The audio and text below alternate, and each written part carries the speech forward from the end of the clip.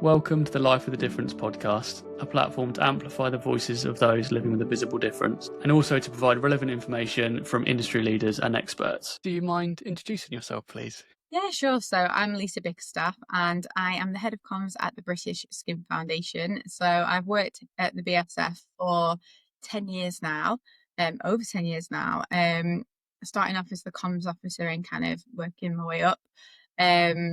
So I head up everything to do with comms and, when I first started at the BSF, there was only me doing comms, and now we have a team of 2 out of the 8 of us that work for the BSF. A colleague who works with me and does all the social media and like assists with all the anything comms related basically. So it's nice to have a team of 2, someone to bounce stuff off. Being part of BSF for 10 years, your role must have really changed over those 10 years. I feel like it's social media really ramping up and stuff like that. Has it really kind of evolved as you've been there? Yeah, definitely. Like I think there's one of the key things is the kind of the need for comms and the appreciation that the sort of comms side of things has definitely become something that people understand and appreciate more now. So yeah, when I first started out, it was very much kind of reactive comms, like quotes in newspapers, speaking to the press, and all of that still absolutely happens. But yeah, it's definitely morphed into, social media was obviously still a thing 10 years ago. I think we had it was more sort of Twitter and Facebook focused, and obviously now it's a lot more on Instagram and videos and TikTok. So it has evolved, and I think, yeah, like I said, people realize the need for comms for the organization.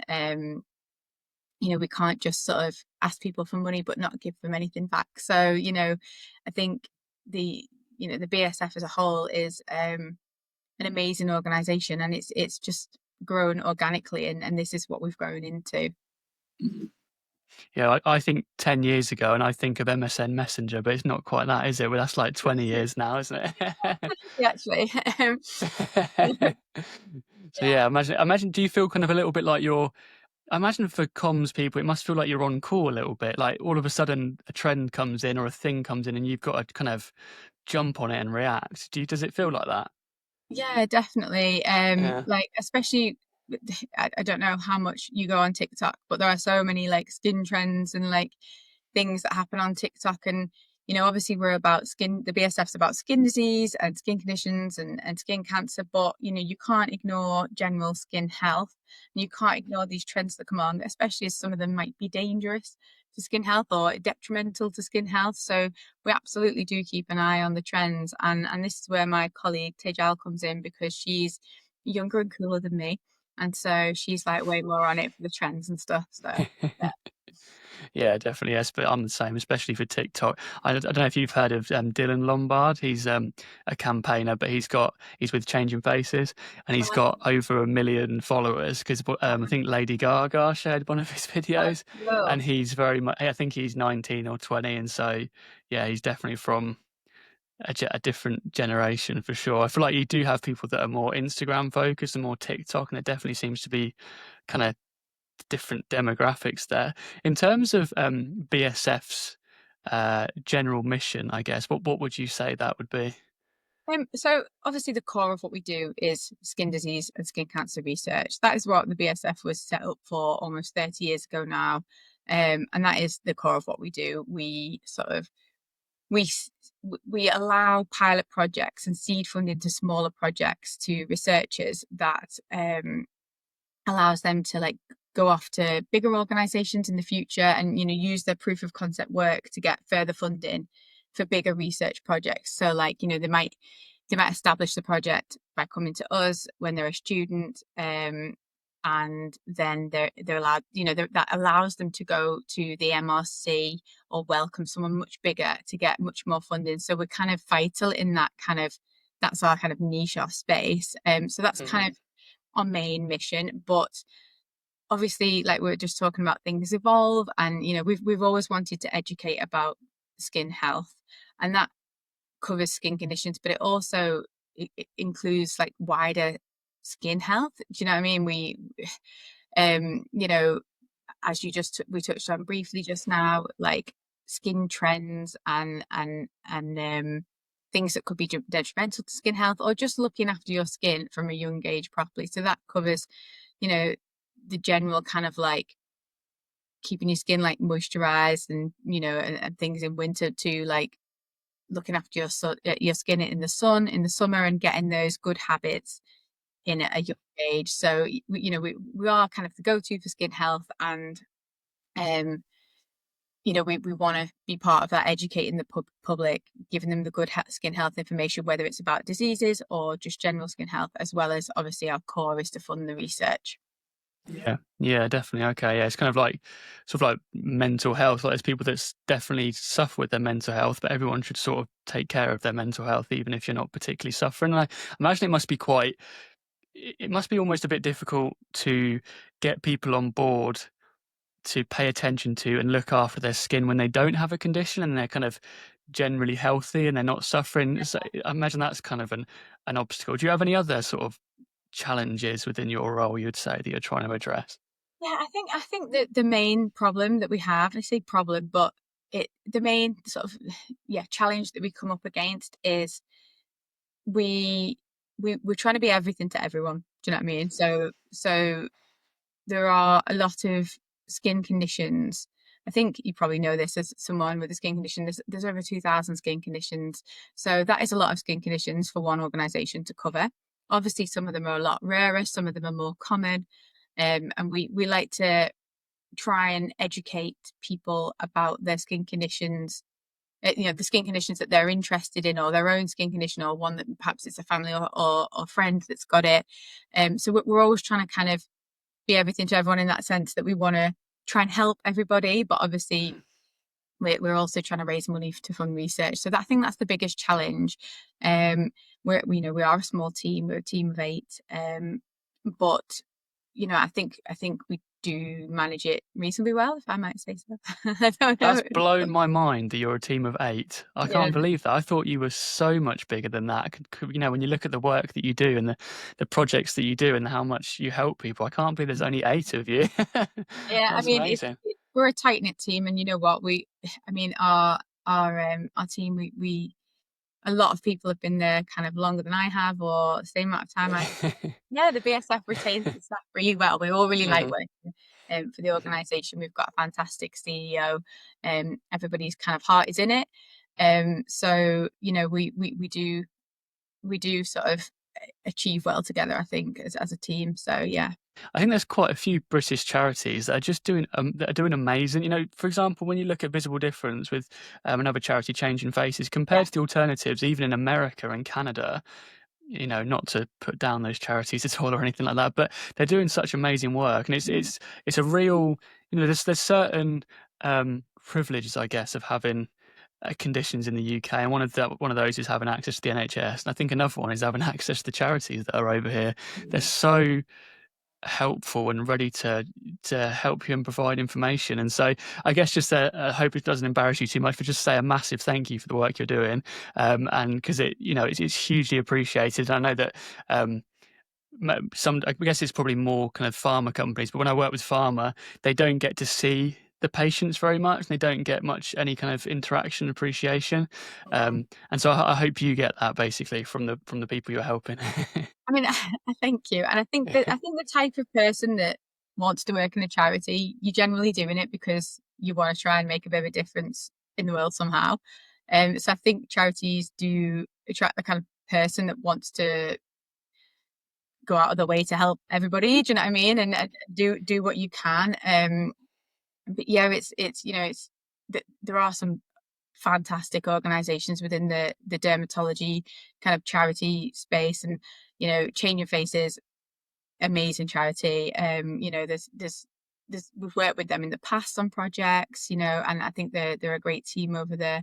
Equally, some of the smaller charities, ichthyosis support group, they're amazing charities. There's not many people.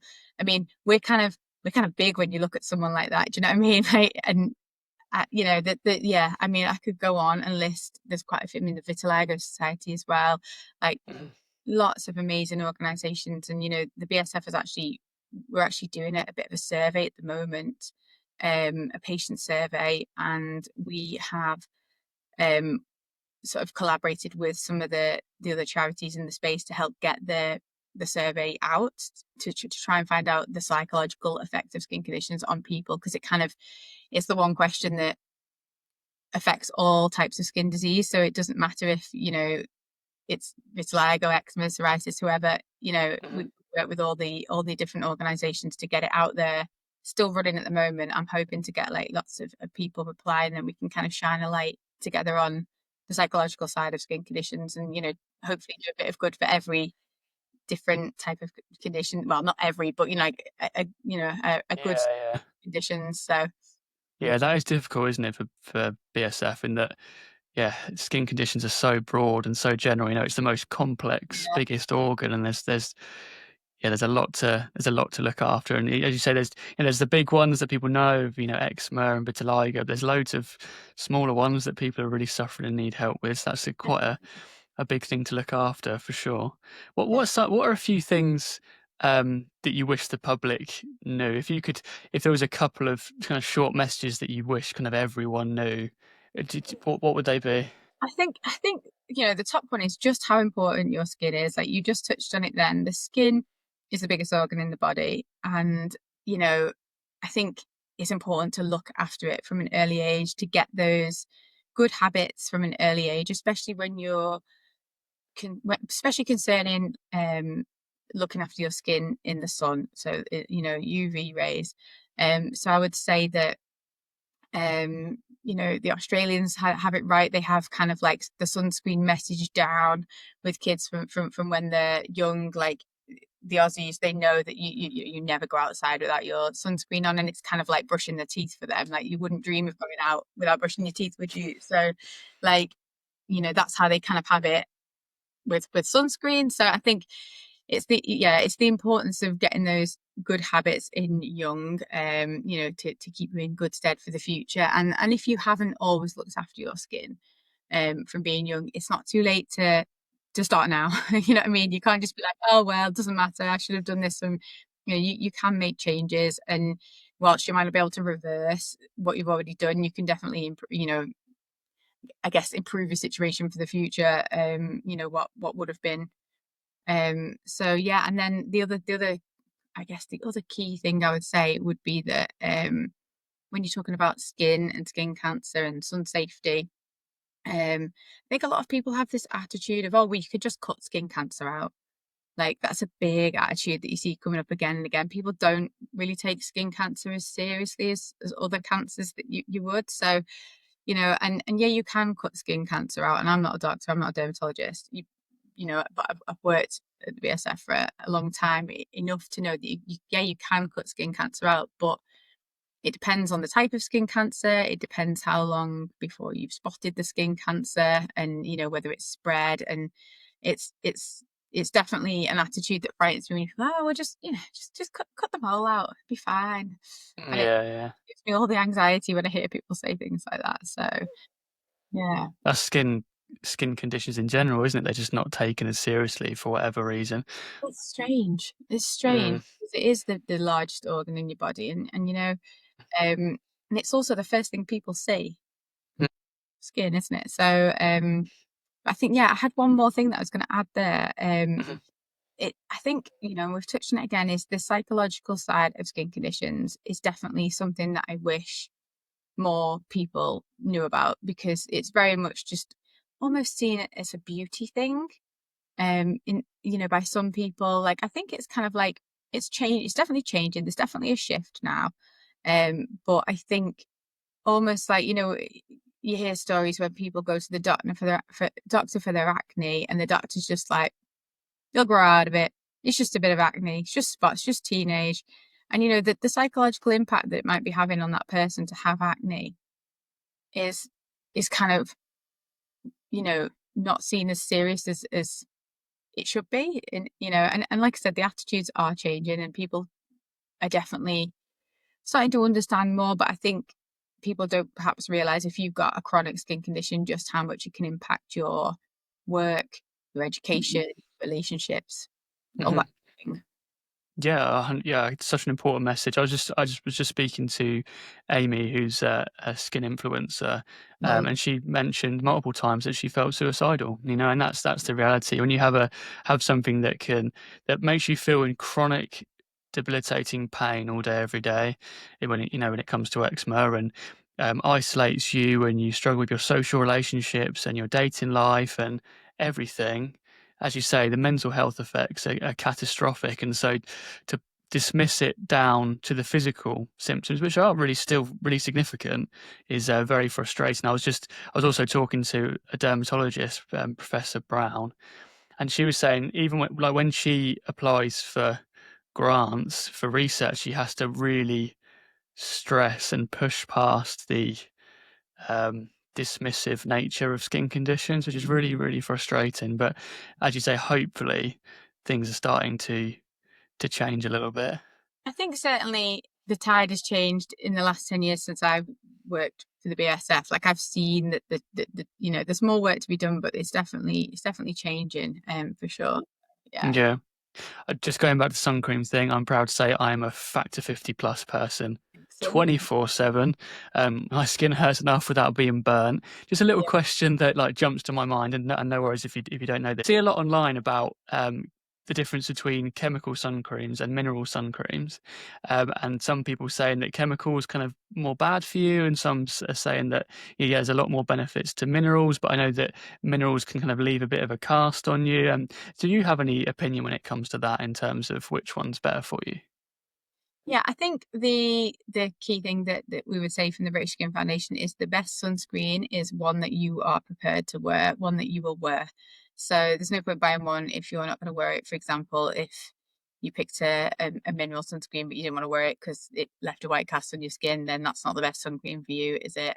So I would say you can read all about the differences between mineral and chemical sunscreens on our website, which I can send you the link for. Um, but do research. Maybe try some testers if that's helpful. And then work out which is the best for you, and then make sure that's the one that you're taking places. There's also some really helpful information on our website which talks about the different types of sunscreen applications. So whether it's a spray, a cream, a lotion, you can even get like SPF powder, which I always think is really cool for on holiday. You can get in your parting, so you've not got greasy sunscreen in your hair. So there's definitely these days there's lots of different ways you can apply sunscreen and lots of different types. So it's kind of a bit of trial and error at first. Find the one that's right for you and stick with it. I think sunscreen and cosmetic products in this country do go through rigorous testing. So you don't need to necessarily go for the most expensive sunscreen. You can just go for like you can sort of trust. I mean, the CTPA, the Cosmetics, Toiletry and Perfumery Association, will have information on this. But Hmm. sunscreens are tested. The testing's really good. Um, as long as you're buying a sunscreen that's got 4 or 5 stars on it, or the UVA in a circle, and Hmm. of course the SPF 30 or 50, then you're looking at a decent sunscreen. Again, there's more information on our website about the different types of sunscreen and the labeling and what it all means. Because there's the sort of period after opening and all the different sort of um signs that what they mean on the bottles. So I think you can trust that it doesn't have to be the most expensive sunscreen for it to be effective. And also, I mean, the BSF's recent, well, it was last year, our sort of our sun safety campaign, more, more, more. So we were calling for people to wear more SPF, seek more shade, and cover up with more clothing. So about teaming the SPF with the other actions, the shade and the clothing to keep you safe, rather than just, I don't know, kind of when I was a kid and on holiday, I never really thought about the hats and the clothing and the shade and the sunglasses. Just like sun cream on, off into the sea, you know what I mean? But nowadays, obviously, you realize that that's like one of a few different things you can do to protect yourself from the sun. Yeah, definitely. Definitely. It's good to know that. I was worried you were going to say, yeah, mineral all day long, and I was going to have to bankrupt myself, but yeah, that's good. Yeah, I'll But send you the link for sure, and you can check it out. yeah, thank you. Yeah, definitely. Would you mind talking about a few projects that has stood out for you with BSF? Yeah, sure. So our most recent kind of project that we did was called the Burnable Billboard. So it was really cool in that we sort of developed an AI model with a dermatologist, which had been trained to produce realistic depictions of sun damage across 3 different skin types. So we had um, locations in Manchester, Birmingham, Southampton, and London. 3 different skin tones, and like we had some sort of bigger, some smaller screens. But our kind of hero one was over at Stratford, Westfields, and we had big billboard. And what it did was the skin that's sort of close up on the skin. Um, it took it took the UV, the actual UV of the area by the billboard at that time, and the skin burnt using what the UV was in that area. So it kind of accurately burnt in real time based on live UV around the billboard. So it was really exciting for us because we've never really done something so huge before. You know, we had a dermatologist involved to help us, make sure that we got all the burning right. And it sounds like a horrible thing to say, get the burning right. And I think it was really well received because yeah, I mean, I don't think that people in this country necessarily always think that you need sunscreen. People make that assumption. I mean, certainly when I was a child, I never went to school with sunscreen on or with it in my bag or ever. Do you know what I mean? Like it just sunscreen was for holidays. Do you know what I mean? So Yeah, yeah, definitely. and maybe holidays down south, but not but it certainly wasn't for school and stuff like that. And I think it was just about highlighting that the damage that UV can do in this country. And there was a lot of planning behind it and a lot of like panicking about the weather and what the weather was going to be like on the day and things like that. So obviously we needed the sunny weather. um but we were really lucky in that the day that we sort of launched it, it was the hottest day of the year so far. And everybody breathed a sigh of relief from our side, refreshingly. But yeah, it was fantastic to be able to put that out there and sort of really highlight that. And it was picked up by BBC London News, and we were able to get a dermatologist talking about sun safety as well, on the news. So yeah, it was to date my favorite campaign that we've done. It's really exciting one to be involved in, and just something a bit different, to kind of highlight the sun safety issue. Mm. Congratulations for pulling it off as a team of 8 doing that. That's amazing. It's the kind of thing that really like pops on social media, isn't it? Because it's something a bit different, something out of the I'm not box. done it. It's Yeah, cool. yeah. When I first saw it, I assumed it was just like a video that just slowly showed it getting more and more burnt. I didn't realize it was actually from UV rays. That's Yeah, so amazing. the higher the UV, the quicker it burned. And then the next day we had an hour or so just showing the peeled, burnt skin, the frazzled skin from the day before, basically the kind of the next day what it would look like. Yeah. Um, because we felt that was important to kind of show as well. But yeah, it was a really fun thing to work on, and it was nice that a lot of people in the community picked it up. A lot of people on kind of LinkedIn and stuff like that all saw it, and the advertising campaign kind of outlets picked it up as well. So it's nice when you work so hard on something. And we work with a wonderful creative agency called Wonderhood.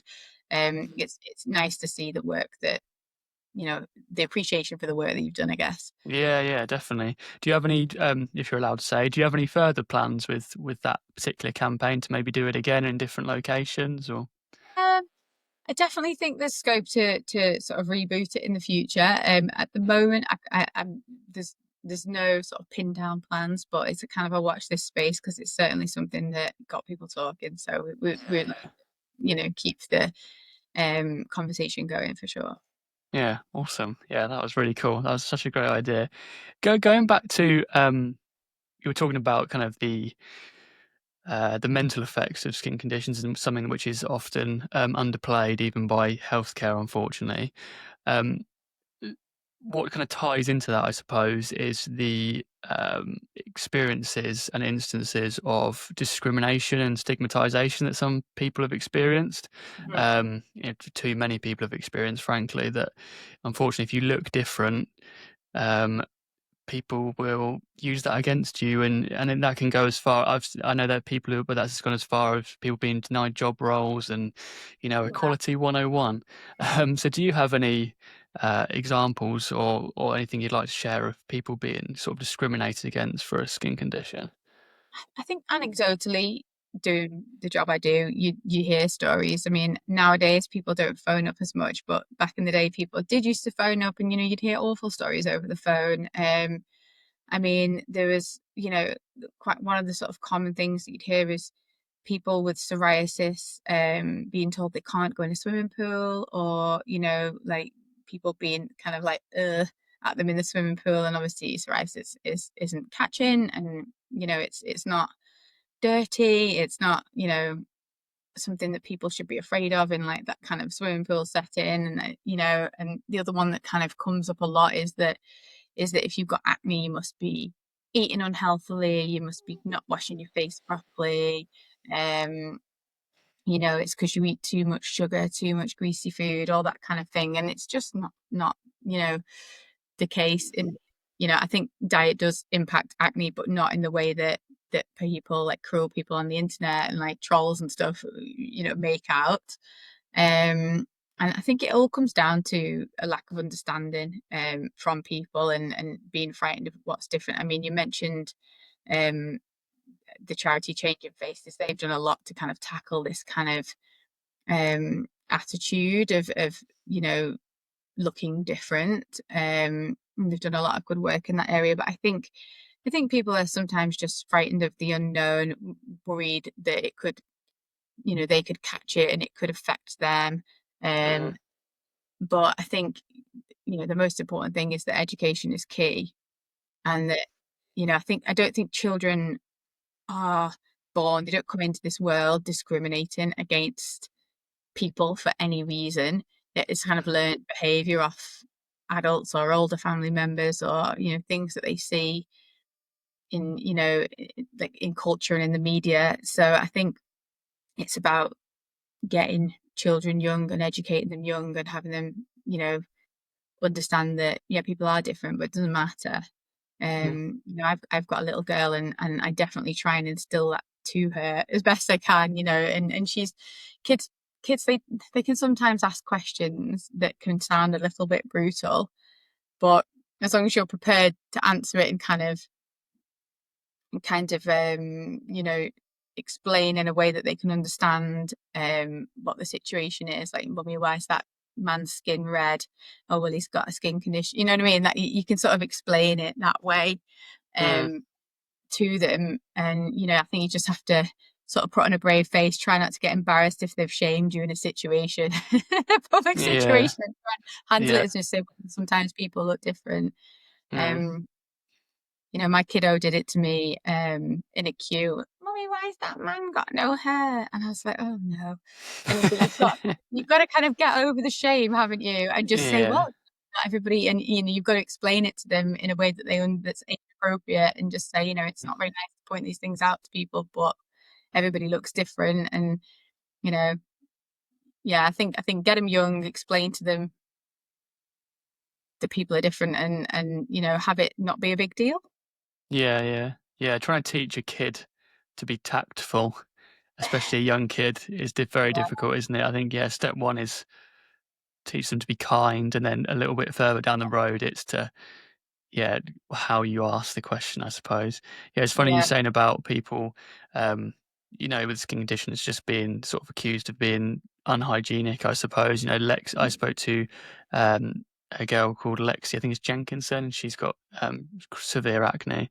And she Well, said the amount, if I had a quid for every time someone told me I just need to drink water, I'd be a millionaire. And it's like, right. yeah, I would walk through fire if I needed to.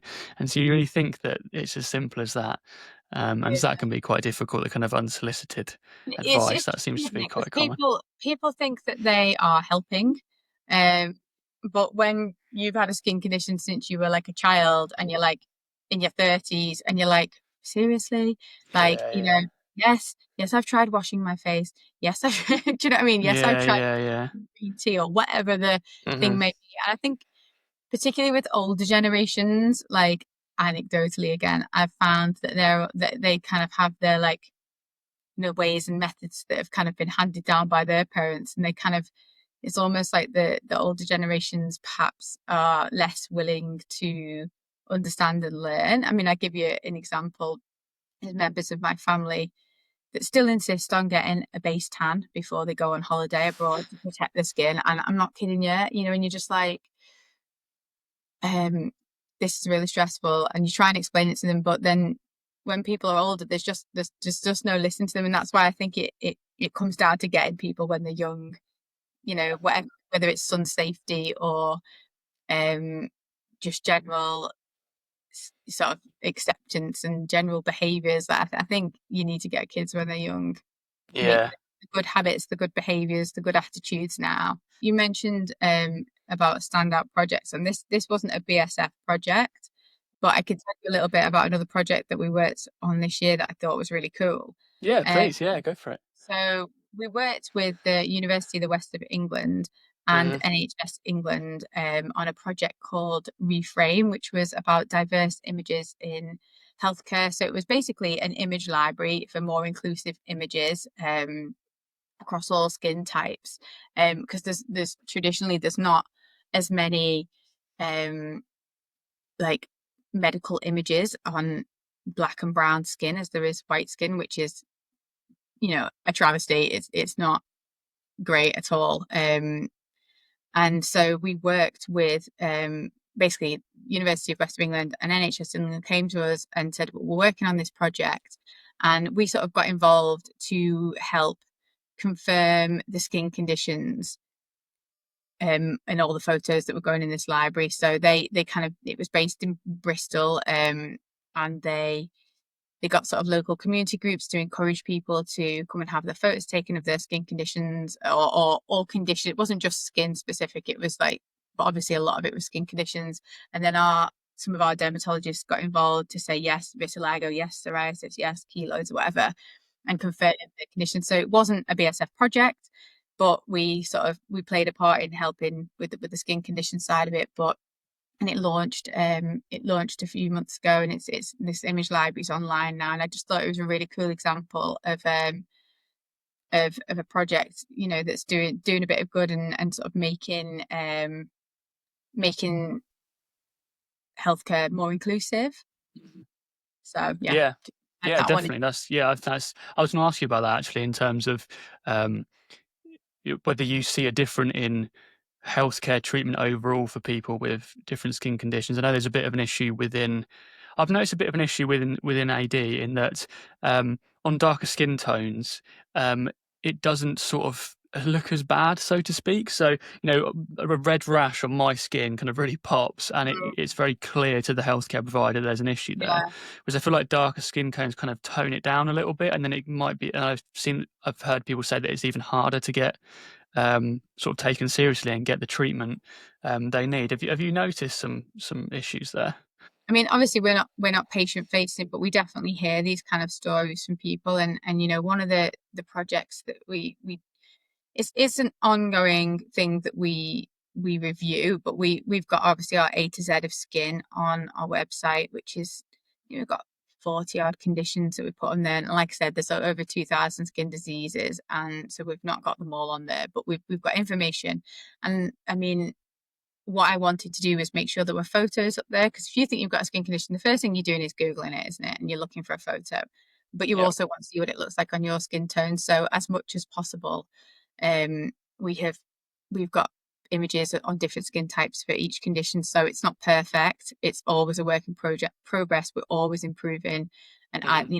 adding more photos to it. But you mentioned about the redness on the skin. I mean, rosacea on black skin compared to on white skin, it looks completely different. Eczema, so many conditions. So yeah, I think there's been traditionally a huge gap, but there's a few different groups of people now trying to tackle this, that diverse diverse skin images project that I mentioned, the Reframe, that's obviously one of them. And then, there's various like kind of students that like, there's a lady I know who's kind of group is called Derm Spectrum, and she's looking at that same kind of issue. And there are a few different, quite often younger groups of people that are trying to tackle this and make waves for change, because it's outrageous really that we've made it to 2025 and there's not kind of equality in these areas of skincare, of like dermatology and skin health. And I think it's kind of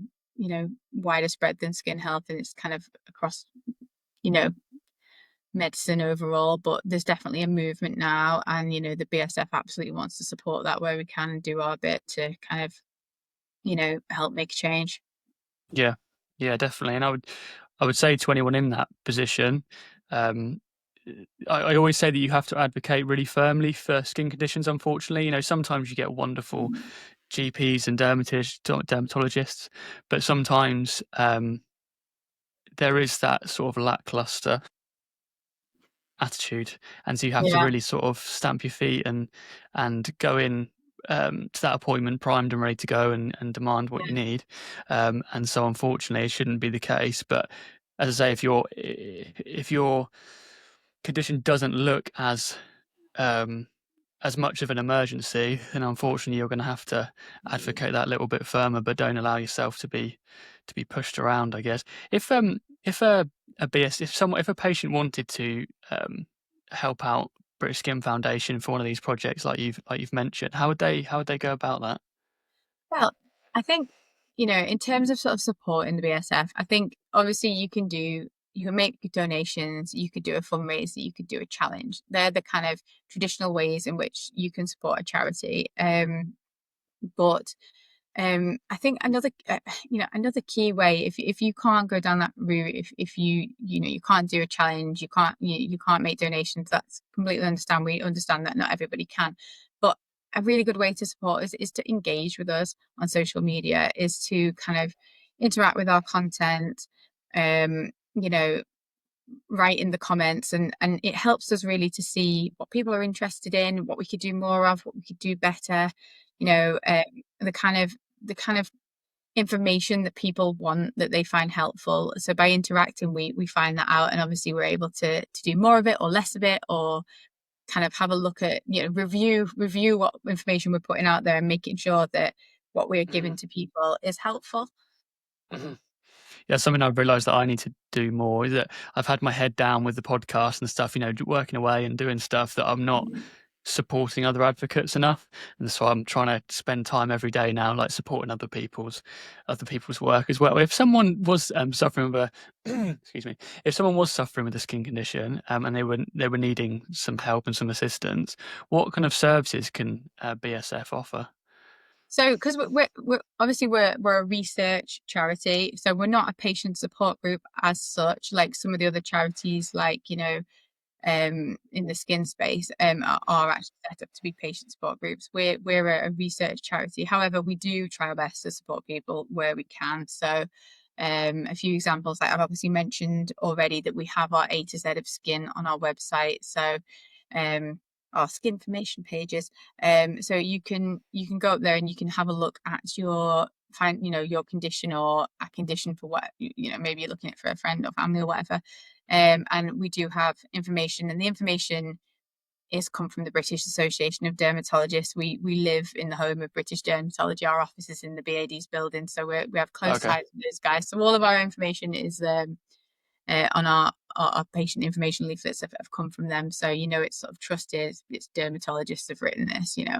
Um, so we've got all that information. We also have on the same part of our website, we also have a map of clinics.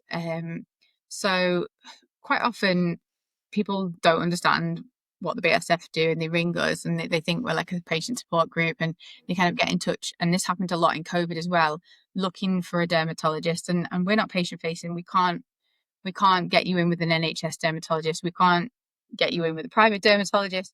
But what we realized was that um, it would be helpful if there was, because so many people were coming to us, especially during COVID. We realized it would be helpful to have a map on our website of dermatologists in the UK. So it's private dermatologists, it's not NHS, and it's not a complete map of every single dermatologist in the UK, but it is a map of consultant dermatologist led private clinics in the UK on our website. And you can go in, you can search by area, or you can Mhm. search by like condition or, issue that you're looking to have solved or treated. You can search and it will bring up clinics near you, or it'll bring up clinics that deal with the specific issue that you're looking for. So it's, Mhm. if you are fortunate enough to be able to go down the private healthcare route, then that is a resource that we've kind of put up there. Quite a sort of broad question, but if you could give a few sort of highlights, I suppose. What are some of the things that um, schools and workplaces could potentially do to support people with skin conditions? I think, I think, we've touched on this already. With schools, I think the education is key from a young age. So Mhm. we've got to make that distinction. Or I guess sorry, say that again. So we've got to make children understand that from a young age that if somebody's different, then it's okay. Some people have different conditions, whether it's skin conditions or something else, like maybe they're deaf or, whatever it is, but that people should be treated equally, that people shouldn't be discriminated against. And I think schools have a key part to play in educating children, because you want to get them while they're young. You want to get them to understand when they're little, because then they've got that kind of view for life. And I would say, obviously we talked a bit about sun safety and skin cancer. Again, I think that's another key thing we've got to get through to our children when they're young, is that, because adults understand, and perhaps still, I mean, the amount of parents I know that they'll put sun cream on the kid but not themselves. Do you know what I mean? And I think, um slightly off on a tangent, I think parents do need to lead by example and show their kids that they are doing it themselves as well. But that's a slight tangent. But with schools, I think when it comes to sun safety, kids need to be taught about how to put sun cream on themselves, how to apply it themselves properly, and how to team it with hats and clothing and shade, sunglasses, and learn to look after themselves from a young age. And then, yeah, I mean, in terms of, I guess with schools, you've got the ability to sort of share stories and tell stories. So whether it's getting advocates into schools to talk about things, or showing them videos or films that could help kind of explain skin conditions to them. I think yeah, schools have got to catch them young, and help be part of the sort of education and the change um in attitudes, and also kind of letting people um letting people focus on the psychological side of skin conditions as well. So we know that somebody's got acne, although it might hurt them, and it feels horrible on their skin. It also might make them feel sad. You know what I mean? That's they've got their kind of, they positioned in a way to help children understand. So yeah. Yeah, yeah.